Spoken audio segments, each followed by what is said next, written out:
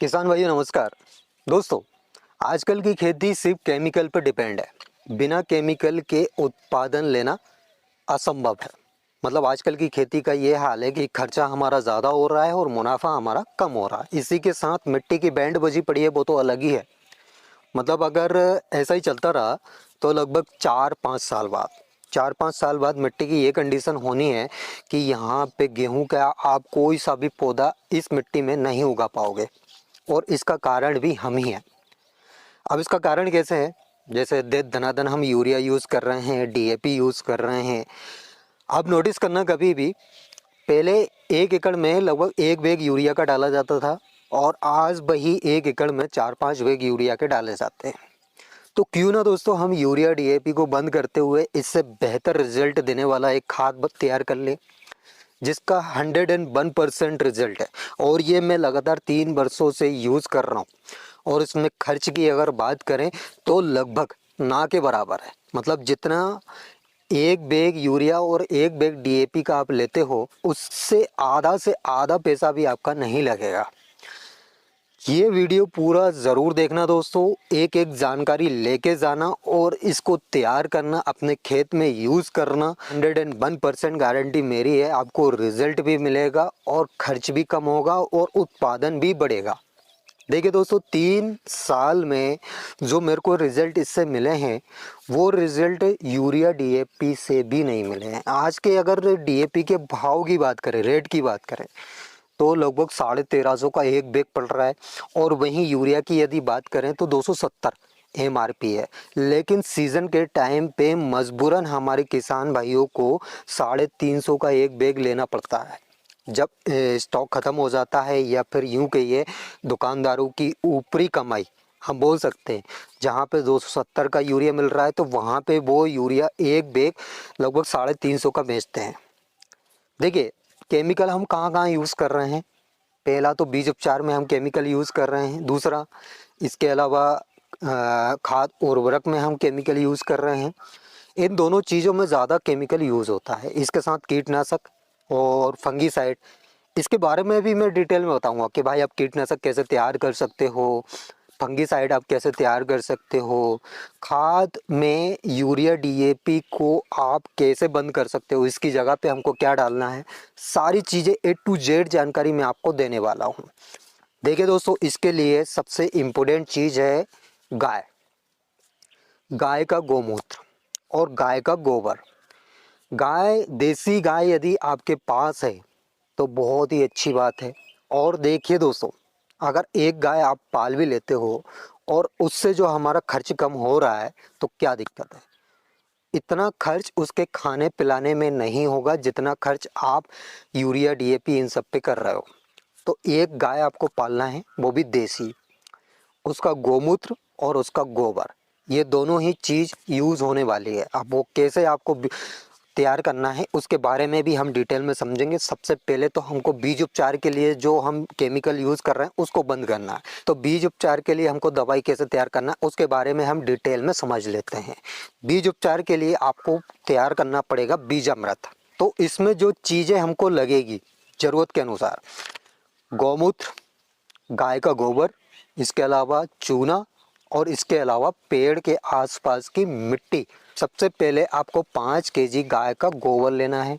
और गाय का गोबर आपको कैसे लेना है? ताज़ा वाला, मतलब 7 दिन तक का गोबर चलेगा। इसके बाद 5 लीटर आपको गोमूत्र लेना है। 50 ग्राम आपको चूना लेना है, लाइम यानी चूना। 20 लीटर आपको पानी लेना है।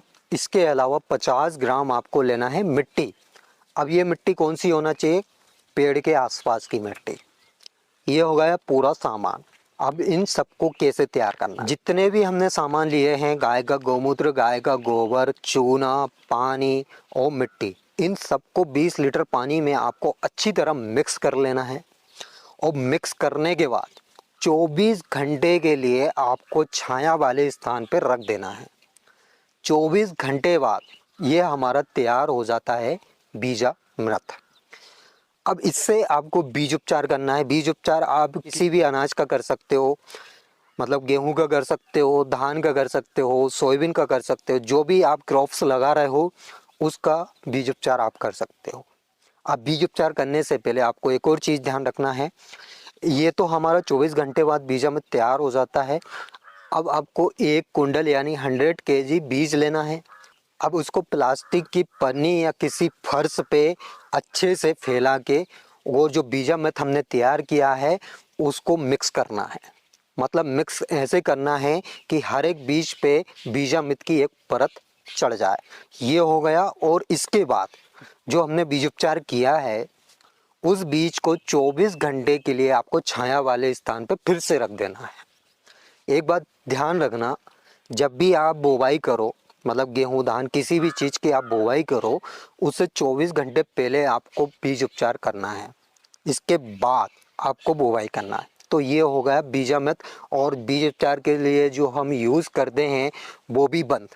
और ये फ्री वाली सामग्री है। देखिए दोस्तों, गौमूत्र आपको फ्री में मिल जाएगा घर पे। यदि आप गाय पाल रहे हो, गोबर आपको फ्री में मिल जाएगा। सिर्फ चूना आपको लाना है। इसके अलावा पानी और कुछ ज़रूरत है नहीं। पेड़ की मिट्टी, मतलब पेड़ के आसपास की मिट्टी 50 ग्राम आपको लेना है। जहाँ पे हमारा 250-300 का खर्च हो रहा है, यदि वो काम 20-30 रुपये में अगर हो जाता है तो क्या हो रहा है, हमारा खर्च कम हो रहा है। अब देखिए दोस्तों, तरह तरह के टॉनिक हम यूज़ करते हैं अपनी फसलों में सेब उत्पादन बढ़ाने के लिए। और ये टॉनिक लगभग 500 ग्राम 1000-1200 का मिलता है। और 1 लीटर यदि आप ले रहे हो तो वो 2000 के ऊपर ही जाता है। तो ये टॉनिक यदि हम घर पे तैयार कर लेते हैं तो क्या बुराई है। जो 1000-1200 रुपये एकड़ जो हमारा खर्च हो रहा है, तो वो टॉनिक यदि हमारा फ्री में तैयार हो रहा है तो क्या हो रहा है, खर्च कम हो रहा है, मुनाफा हमको मिल रहा है। और इसके भी 101% रिजल्ट आपको देखने को मिलेंगे। इस टॉनिक का नाम है संजीवक। इसमें आपको क्या क्या ज़रूरत लगेगी, गौमूत्र, गाय का गोबर, गोड़ और पानी, इन 4 चीज़ों की ज़रूरत लगेगी। इसके अलावा और कुछ आपको नहीं लेना है। देखिए, गौमूत्र के बहुत सारे फायदे हैं। यदि आप सिंगल गौमूत्र भी छिड़काव करते हो अपनी फसल में, वो भी बहुत सही रिजल्ट देता है। लेकिन गौमूत्र पुराना होना चाहिए। जितना ज़्यादा पुराना गौमूत्र होगा उतना ही अच्छा आपको रिजल्ट मिलेगा। और गाय का गोबर जितना ताज़ा होगा उतना अच्छा रिजल्ट मिलेगा। अब ये संजीवक को आपको कैसे तैयार करना है उसके बारे में हम डिटेल में समझ लेते हैं। 100 लीटर पानी लेना है, उसमें आपको 500 ग्राम गुड़ मिलाना है। इसके बाद 30 किलोग्राम आपको गोबर मिलाना है और 3 लीटर आपको गौमूत्र मिलाना है। पानी, गुड़, गोबर और गौमूत्र। देखिए दोस्तों, गोबर ताज़ा होना चाहिए और गौमूत्र जितना पुराना होगा उतना अच्छा है। तो ये हो गया संजीवक तैयार। अब इसको छिड़काव कैसे करना है। देखिए दोस्तों, 3 साल आपको लगातार संजीवक का छिड़काव करना है और इसको पानी के साथ आपको चलाना है। पानी के साथ आप चला सकते हो या फिर आपके पास 1000 लीटर या 2000 लीटर का कोई सा टैंक बना हो, उसमें मिक्स करके आप स्प्रिंकलर के द्वारा भी इसको दे सकते हो।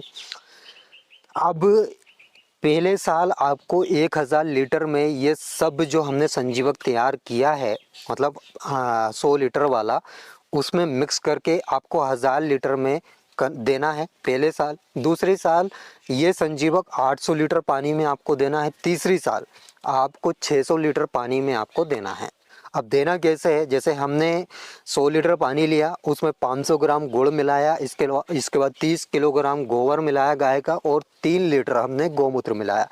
इन सबको मिक्स करके बढ़िया 10 दिन के लिए रख देना है हमको। 10 दिन बाद हमारा संजीवक तैयार हो जाता है। 10 दिन के बाद आपको 1000 लीटर में इसको मिक्स कर लेना है और 1000 लीटर पानी में जो हमने संजीवक मिक्स किया है उसको पानी के साथ आपको देना है।